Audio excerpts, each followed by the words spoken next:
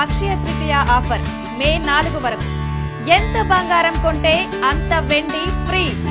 Schedule కులాలకు చెందిన వారు మతం మారి కూడా తమ ఎస్సీ హోదాను దుర్వినియోగం చేస్తున్నారన్న ఫిర్యాదుల నేపథ్యంలో ఏపీ హైకోర్టు తాజాగా ఓ కీలక తీర్పు వెలువరించింది। ఎస్సీలు మతం మారి వేరే మతంలోకి వెళ్తే వారికున్న హోదా రద్దవుతుందని తేల్చి చెప్పింది। దీంతో రాష్ట్రంలో మతం మారాలనుకునే ఎస్సీలకు ఇది శరాఘాతంగా మారబోతోంది। మత మార్పుడులకు కూడా చెక్ పడనుంది। బాపట్ల జిల్లాకు చెందిన ఎస్సీ అయిన ఆనంద్ అనే పాస్టర్ తాను నిర్వహిస్తున్న చర్చ్ వ్యవహారాల్లో జోక్యం చేసుకుంటున్న కొందరిపై పోలీసులకు ఫిర్యాదు చేశారు।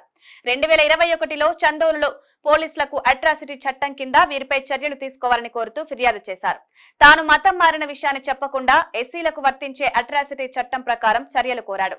దీంతో పోలీసులు కూడా మతం మారిన విషయం పట్టించుకోకుండా అతని ఫిర్యాదు ప్రకారం అట్రాసిటీ కేసులు నమోదు చేశారు। ఈ వ్యవహారంపై బాధితులు హైకోర్టును ఆశ్రయించారు।